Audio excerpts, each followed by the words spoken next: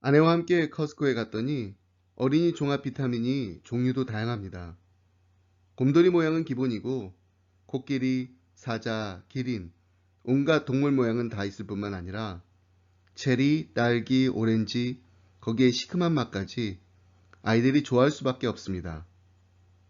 그런데 매일 아침 아이들의 건강을 생각하며 챙겨주는 종합 비타민에 꼭 빠져서는 안 되는 것이 있습니다. 비타민 P. 그렇습니다. 바로 칭찬 비타민, 프레이즈 비타민입니다. 칭찬은 삶을 변화시키는 능력이 있습니다. 칭찬은 부정적인 사람을 긍정적인 사람으로, 소극적인 사람을 적극적인 사람으로 바꾸는 힘이 있습니다. 칭찬은 아이에게 자신감을 심어주고 긍정적인 사고를 길러줍니다. 높은 목표에 도전할 수 있는 용기는 바로 이런 자신감에서 나옵니다. 칭찬을 받은 아이는 자신이 사랑받고 있으며 자신의 행동에 부모가 관심을 갖고 있다는 것을 확인하게 됩니다. 그런데 부모가 아이들이 마음에 들지 않는다고 뭐 하나 제대로 하는 게 없어. 커서 뭐가 될래? 라고 말하는 것은 아이의 무한한 가능의 날개를 잘라버릴 뿐만 아니라 평생의 상처를 주게 됩니다. 이와 같이 무시하고 모욕을 주는 말을 디스카운트 언어라고 합니다.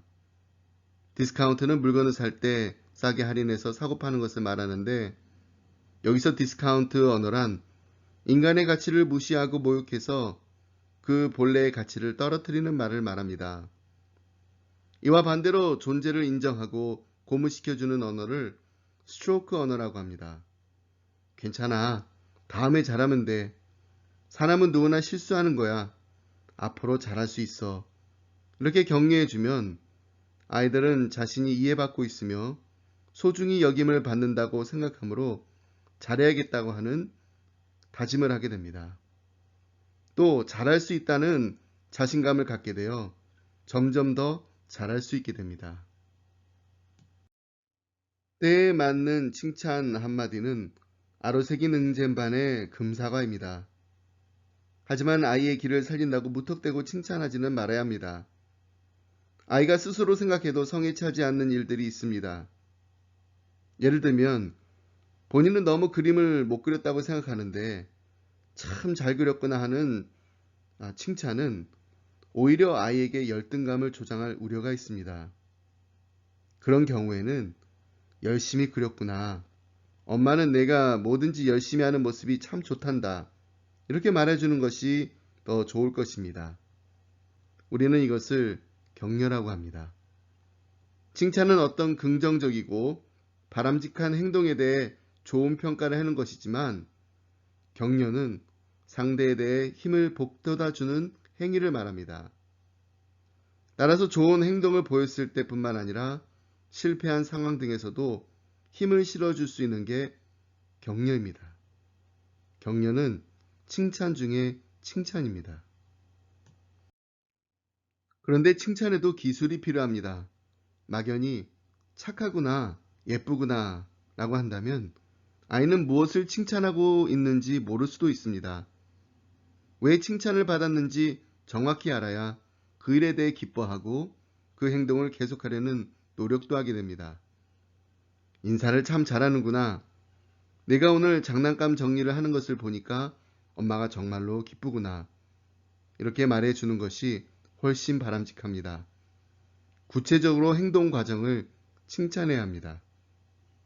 아이가 엄마와의 약속을 잘 지켰을 때 결과만을 칭찬할 것이 아니라 아이가 약속을 지키기 위해 노력한 사실을 부각시키는 것이 중요합니다. 실제로 아이를 키울 때 잘 지켜지지 않는 부분이기도 합니다. 아이가 계속 잘할 수 있도록 동기를 부여해 주는 것은 바로 아이의 노력한 과정에 대해 칭찬하는 것입니다. 미국의 심리학자 와스는 자신에게 12명의 아이를 주고 양육하기 위한 필요한 환경을 준다면 그 아이를 자신이 의도하는 대로 의사나 변호사 또는 사업가로 심지어 거지나 도둑까지 만들 수 있다고 했습니다. 성장 과정에서 부모의 역할이 아주 중요하다는 것을 말하는 것입니다. 아이들은 무한한 가능성이 있습니다. 부모로서 우리가 그 가능성을 깨워줄 때 아이에게 새로운 세계가 열릴 것입니다. 기독교 교사들의 존경을 받는 조지 뮬러 목사님이 어릴 때 동네에서 소문난 문제였습니다. 근데 이런 문제였던 그에게 새로운 전환점이 된 일이 있었는데 어느 날 동네 교회 목사님을 뵙게 되었을 때 그 목사님이 조지, 하나님은 한 번 자녀로 삼은 사람을 절대로 버리지 않아. 넌 꾸준히 노력만 하면 좋은 습관을 가진 훌륭한 사람이 될 수 있어. 라고 말했습니다. 이 말이 조지 뮬러의 마음에 화살이 되었습니다. 모든 사람이 불신의 눈으로 바라볼 때 그에게 던져진 이 한마디는 그의 인생의 새로운 출발점이 되어 훗날 훌륭한 조지 뮬러를 만들어내게 되었던 것입니다. 할 수 있다는 생각, 즉 자신감은 공부를 많이 한다고 되는 것이 아닙니다. 하루 이틀에 되는 것도 아닙니다. 오랫동안 마음의 깊은 곳에 축적되어 이루어지는 것입니다. 실패를 하지만 그 가운데서 다시 도전하여 성공을 경험하고 그래서 점점 마음속에 굳어지는 것이 바로 자신감입니다. 그런 자신감은 부모의 말에 의해 만들어지게 됩니다. 성장하는 자녀가 실수하고 넘어질 때마다 넌 할 수 있어. 다시 해보자. 하나님께서 함께 해주실 거야. 이렇게 계속 격려해 주게 되면 이 아이의 마음속엔 점점 자신감이 자리 잡고 무엇이든지 할 수 있는 긍정적이고 적극적인 사람이 될 것입니다. 하나님께서는 실패자는 쓰시지만 포기자는 쓰지 아니하신다라는 것을 꼭 기억해야 합니다. 우리 자녀들이 포기하지 않도록 칭찬과 격려를 아끼지 말아야 합니다. 부모의 말 한마디에 자신감을 얻게 된 아이들은 자신을 귀히 여길 줄 아는 자존감 있는 자녀로 성장하게 될 것이며 하나님을 경외하는 주존감 높은 하나님의 기쁨이 그리고 하나님의 자랑이 될 것입니다. 자녀를 행복하게 만드는 칭찬 10계명입니다. 첫 번째, 칭찬은 귀로 먹는 보약입니다. 우리 자녀의 귀에 들릴 수 있는 말로 칭찬을 하세요. 두 번째, 비판도 칭찬처럼 해보세요. 내 감정을 씻지 말고 있는 그대로 칭찬하십시오. 세 번째, 칭찬과 아부를 구분하십시오. 칭찬은 과장하지 않습니다. 그러나 아부는 과장되게 혹은 사실과 동떨어진 것을 미화시킵니다. 네 번째, 좋은 칭찬은 때를 소중히 여깁니다. 경우에 맞는 칭찬은 금상첨화입니다. 다섯 번째, 말로만 하지 말고 온몸으로 칭찬하십시오. 행동이 곁들인 칭찬이 자녀를 감동시킵니다. 여섯 번째, 한 번 책망하면 9번 칭찬하세요.